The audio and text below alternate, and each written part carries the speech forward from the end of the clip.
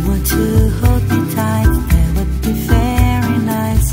Someone to love me right, that will be very nice. Someone to understand each little... Entrevisto hoje duas musicistas. Uma já foi até professora e funcionária da outra. Começo por uma pianista cuja família é dona, há quase 50 anos, do mais antigo conservatório da cidade, o Santa Cecília. Olá, dona Wanda.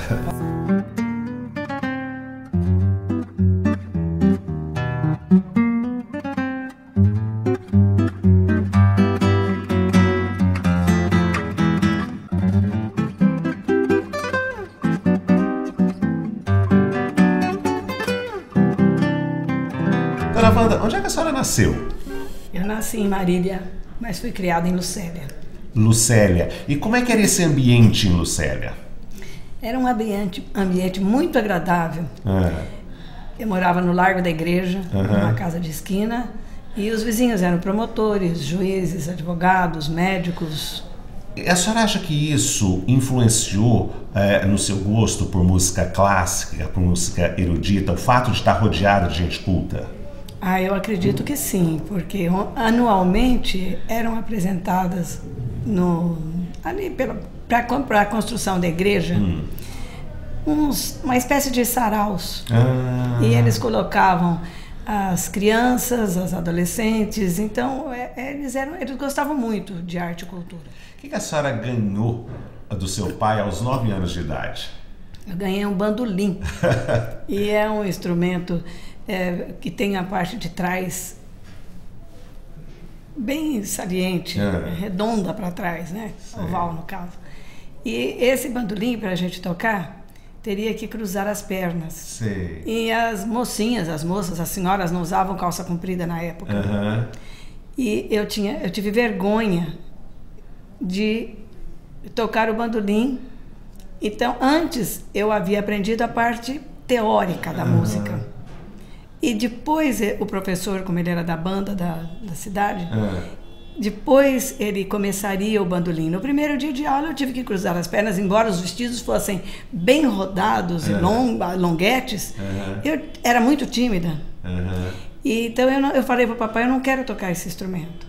Sei. Mas ele chegou... Seu pai tocava muitos instrumentos, né? Ele tocava vários instrumentos de corda e sopro. Ele chegou, antes de te dar esse presente, que pode ser sempre um presente de grego, Sim. Ele chegou a te perguntar se a senhora queria, se a senhora se identificava com o bandolim?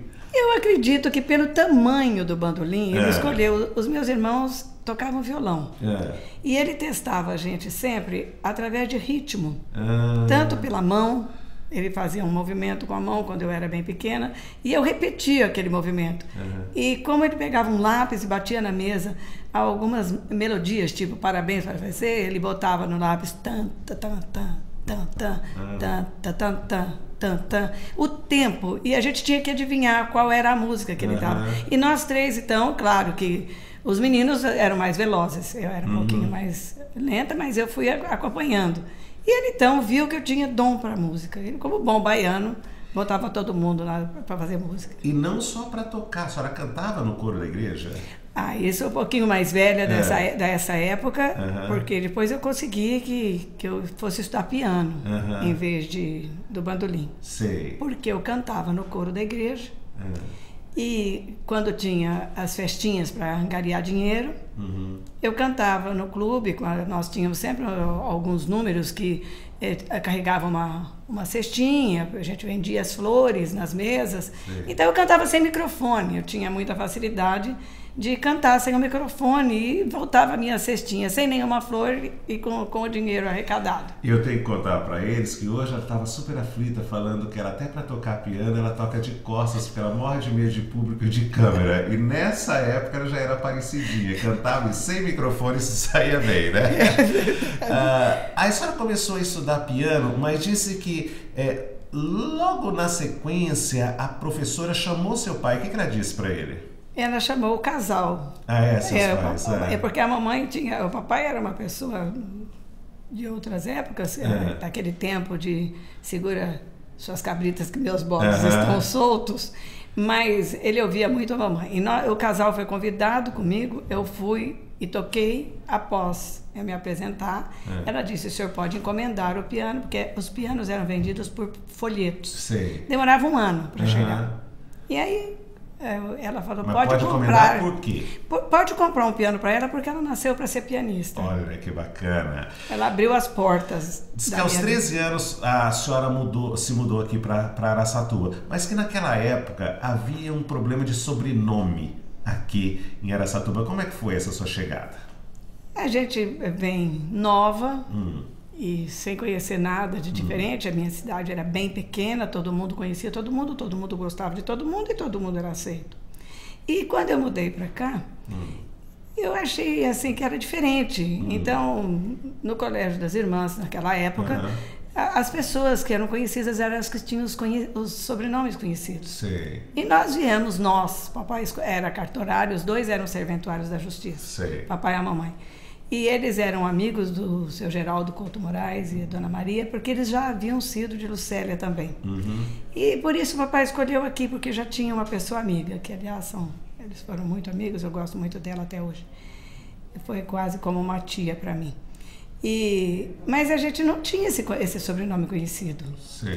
Então eu nem cantava no coro do colégio. A senhora não cantava no coro só porque não tinha o sobrenome, ou a senhora não era boa o suficiente para cantar no coro? Eu só não entendia, na minha ingenuidade, eu acreditava que era porque a minha voz não era tão boa quanto daquelas todas outras. Ela era boa para Lucélia, que de certo era pequeno, mas conforme os anos passaram, eu entendi que não, porque veio uma vez o Benito Juarez de Campinas, eu já estava grávida da minha terceira filha, e eu fui fazer um curso, foi o primeiro curso que eu vi, mas isso já muitos anos depois. E ele então falou, a senhora não sabe cantar? Eu falei, eu não sei cantar, porque eu fui me fechando.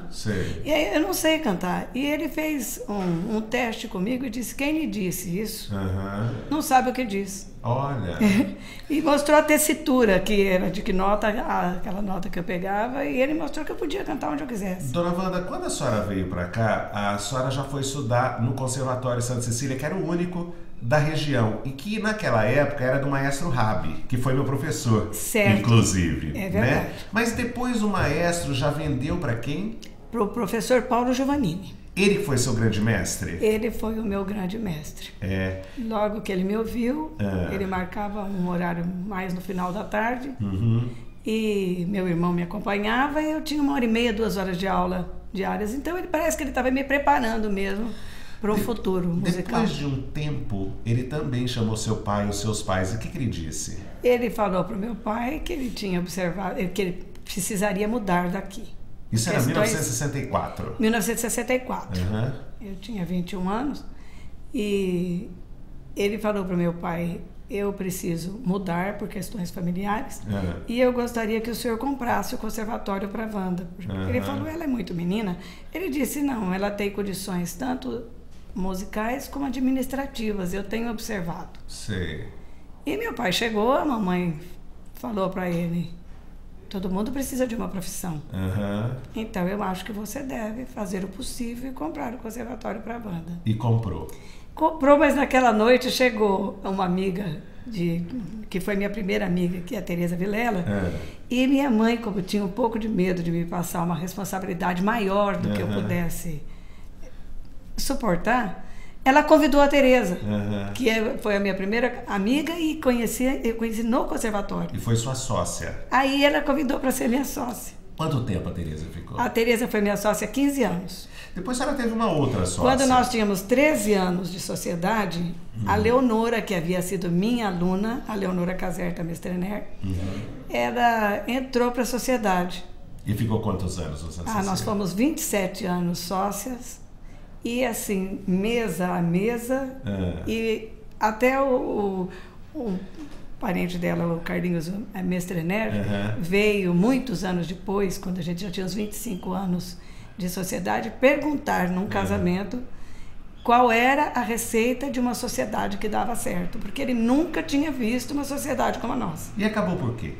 Porque a filha dela já casou e estava tendo neném, não tinha acabado a faculdade ainda, e aí o marido falou, é a hora de você cuidar agora da...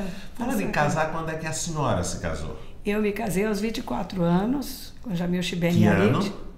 em 1968. 68. Eu já tinha o conservatório há 4 anos. E como é que... Fala um pouco dos seus filhos. Os meus filhos os 3 são musicistas. Tocam vários instrumentos, porque eu só toco piano. Eles tocam vários instrumentos, eles cantam. E o Rogério por ser um menino, eu sempre falei isso para o seu Paulo. Os homens parece que, como eles têm uma vida noturna, eles conseguem deslanchar diferente. Sim. Além dos livros, além dos professores, eles têm mais uma liberdade, têm mais asas, né? É diferente. Há uns 6 anos a senhora passou o conservatório para eles. Por quê? Porque eu não tinha acompanhado o crescimento das minhas crianças. E aí eu estava tendo os netos, e eu fui morar junto com a minha filha mais velha, a Valéria. E tinha uma nenenzinha, que tinha 8 meses. E eu fui curtir criança. Eu não tinha curtido isso ainda. Mas fala a verdade, a senhora é muito mandona também, que a senhora fala, é melhor que eles tomem conta e eu venho... Na questão do conservatório foi. Morar com eles e cuidar das crianças foi uma escolha minha mesmo, para curtir criança. Agora, eu sempre mando muito, eu rezo todos os dias para deixar de ser mandona. Mas quando eu vejo, eu já estou mandando. Já estou mandando. E o projeto Um Piano ao Seu Encontro? Nessa ocasião que eu fiquei afastada do conservatório, porque durou pouco tempo, 4 anos, porque depois eles me chamaram de volta. Nesses 4 anos, eu preparei um programa, um repertório bem grande. E aí fiz uma carretinha pequena, com piano acústico em cima, foi projetada até pelo Feliciano. E essa carreta comportava o peso de um piano pequeno que eu tinha. E a senhora ia às praças? Eu ia às prefeituras e vendia o projetinho. E aí era para as praças, saídas de igreja, Dr. Jorge Maluli mesmo, ficou as 2 gestões. Eu toquei várias vezes na época do Alexandre. Que tipo de repertório a senhora tocava em igreja ou em praça? Eu tocava um repertório que ia de Mozart, que foi começou o projetinho no ano de uma data específica do Mozart. Então, eu começava pelo Mozart e fazia um passeiozinho, mas eu logo passava para os nossos compositores. Não. Eu queria que a senhora citasse alguns compositores. Pois não. Então era Zequinha de Abreu, Chiquinha Gonzaga, Ernesto Nazaré. Nossa. E Xinguinha. E terminava com César Camargo Mariano. E eles adoravam, né? Muito. Era um programa de 20 minutos, mesmo com o Rogério falando a história de cada compositor, contando a época de cada um e o estilo de cada um. Durava 20 minutos, era um intervalo musical. Aí houve um outro projeto saindo desse, foi Um Piano nas Escolas. Isso. Era o mesmo projeto que ia para as escolas? Era o mesmo projeto que ia para as escolas. Aliás, eu fiz uma confusão, sim. Este projeto das escolas é que durava 20 minutos e tinha esse passeio com a explicação.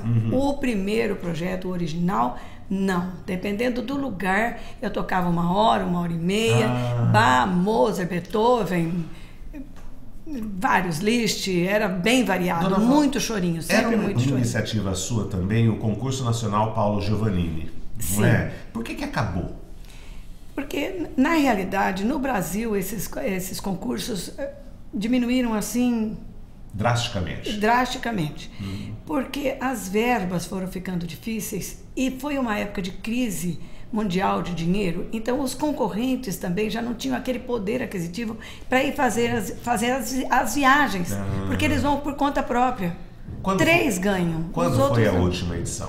No centenário de Araçatuba. Aí foi a 25ª edição, foi no centenário. Questão de opinião, volta já.